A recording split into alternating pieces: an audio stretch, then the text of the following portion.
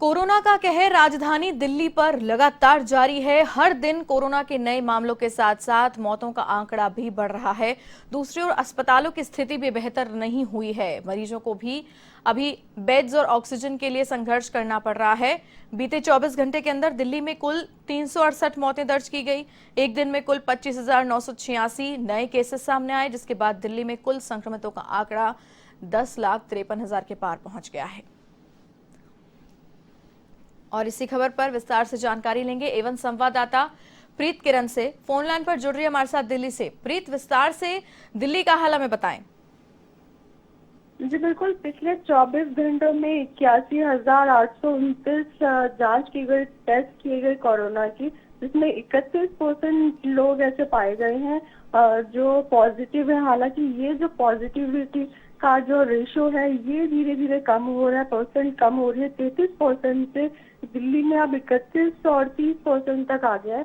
तो ये माना जा रहा है कि अगले एक हफ्ते में ये जो रेट है ये कम होगा। हालांकि विपक्ष की तरफ से ये आरोप जरूर लगाए जा रहे हैं कि जिस तरीके के आंकड़े आ रहे हैं वो कहीं ना कहीं उसमें कहीं कमी देखी जा रही है जो असली आंकड़े हैं। इसके अलावा अगर बात करें दिल्ली सरकार के आंकड़ों की, तो 381 लोगों की मौत हो गई है पिछले 24 घंटे में। हालांकि कल के मुकाबले ये जो आंकड़ा है ये कम बताया जा रहा है। पिछले 24 घंटों में 2400 जो मरीज हैं वो पॉजिटिव पाए गए हैं। तो हालांकि दिल्ली के हालात जिस तरीके से मुख्यमंत्री बता रहे हैं कि धीरे धीरे सुधर रहे हैं, चाहे वो ऑक्सीजन की बात हो, दवाइयों की बात हो। दवाइयों का जिस तरीके से दिल्ली में स्टॉक किया जा रहा था उसको लेके जो जमाखोरी की जा रही थी उसको लेके दिल्ली पुलिस की तरफ से स्पेशल जो प्लान चलाया जा रहा है, जिसमें कहीं ना कहीं धरपकड़ की जा रही है। काफी लोगों को पकड़ा भी गया।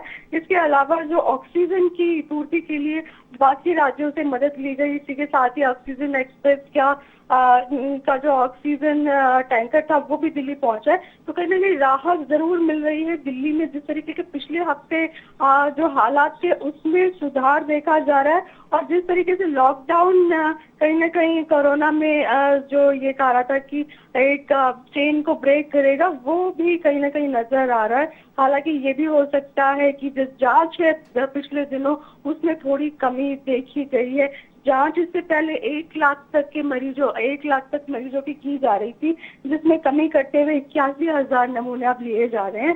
तो ये भी हो सकता है कि जो आंकड़ा है इसकी वजह से कम आ रहा है। हालांकि मुख्यमंत्री की तरफ से ये कहा जा रहा है कि दिल्ली अब कहीं ना कहीं बेहतरी की राह पर नजर आ रही है। जी प्रीत, इसके अलावा हमें ये बताएं कि बेड्स की क्या कुछ व्यवस्था वहां पर है, प्लाज्मा की क्या कुछ व्यवस्था है, ऑक्सीजन की क्या कुछ व्यवस्था है, बताएं। देखिए, प्लाज्मा को लेकर दिल्ली सरकार ने प्लाज्मा बैंक बनाया था, वो कहीं ना कहीं बेहद कारगर साबित हुआ दिल्ली के अंदर। और जो लोग पिछले 2 से 3 महीने पहले पॉजिटिव रहे हैं और उनमें सुधार आया और वो रिकवर कर गए हैं दिल्ली में रहते हुए, ऐसे में उनसे दिल्ली सरकार के कॉल सेंटर्स के माध्यम से संपर्क किया गया, उनको मोटिवेट किया गया प्लाज्मा डोनेट करने के लिए। काफी लोग सामने आए, उन्होंने डोनेट भी किया, जिसकी वजह से काफी लोग दिल्ली में रिकवर हुए। रिकवरी रेट दिल्ली में बाकी राज्यों के मुकाबले बेहतर बताया जा रहा है दिल्ली सरकार की तरफ से। इसके साथ ही अगर बेड्स की बात करें तो केंद्र सरकार और दिल्ली सरकार मिलकर के काम कर रहे हैं। हर बड़े अस्पताल में, केंद्र सरकार के अस्पतालों में जो बेड्स पहले हुआ करते थे उसके अतिरिक्त 1000 बेड्स, 1500 बेड्स बढ़ाए गए हैं।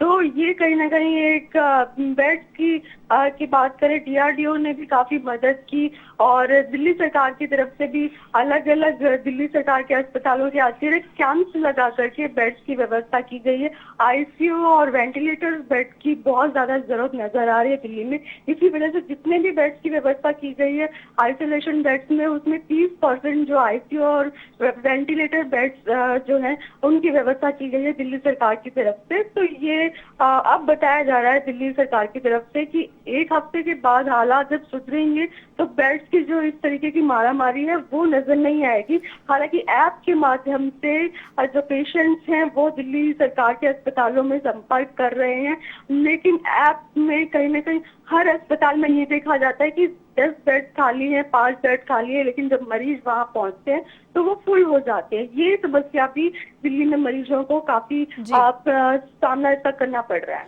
प्रीत, लेकिन ऐसी सिचुएशन में पेशेंट क्या करे, इस पर कोई आप जानकारी हमें दे पाएंगी क्या?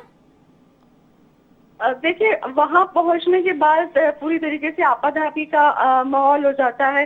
कई फोन करने के बाद मरीजों की ओर से अपने संपर्क सभी इस्तेमाल करने के बाद, डॉक्टर्स की तरफ से फोन करने के बाद कहीं ना कहीं बेड्स अवेलेबल हो पाते हैं, या फिर कई बार ऐसी सिचुएशन भी आती है कि बेड्स नहीं मिलने की स्थिति में मरीज को एडमिट नहीं किया जाता है, और कहीं ना कहीं कई बार ऐसा होता है कि मरीज को वापस लौटा दिया जाता है। यहाँ जो सिचुएशन है, जो लोग अस्पतालों में चक्कर काटने के बाद घर वापस लौट जाते हैं, उनकी सिचुएशन ज्यादा खराब हो जाती है, और कहीं ना कहीं इसको दिल्ली सरकार को काबू करने की जरूरत है। ज्यादा से ज्यादा बेड्स की अवेलेबिलिटी बढ़ानी चाहिए, ताकि बिल्कुल, जो क्योंकि लोग घर में जैसा जी ट्रीटमेंट करा रहे प्रीत, हैं जैसा आप वो बता रही हैं कि पेशेंट वहां पहुंचता है, लेकिन कई बार ऐसा होता है कि बेड की अवेलेबिलिटी ना होने की वजह से उसे वापस भेज दिया जाता है, तो ऐसे में वो कई लोगों को और संक्रमित भी तो कर सकता है प्रीत। तो कहीं ना कहीं यहाँ पर सरकार को इस बात पर ध्यान देने की बहुत ज्यादा जरूरत भी है।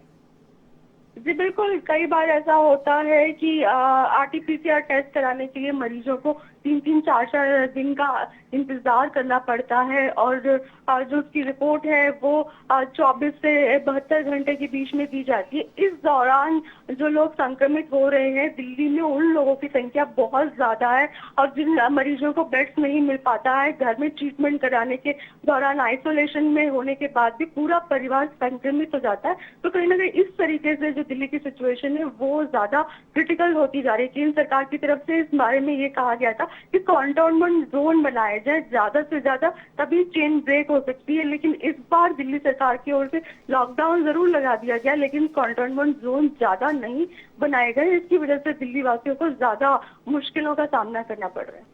जी प्रीत, तमाम जानकारी के लिए आपका बहुत बहुत धन्यवाद। तो ये थी एवन संवाददाता प्रीत किरण, फोन लाइन पर जुड़ी हुई थी हमारे साथ इस खबर पर अपडेट के लिए, जिन्होंने विस्तार से हमारे साथ जानकारी साझा की कि दिल्ली में इस वक्त क्या हालात हैं।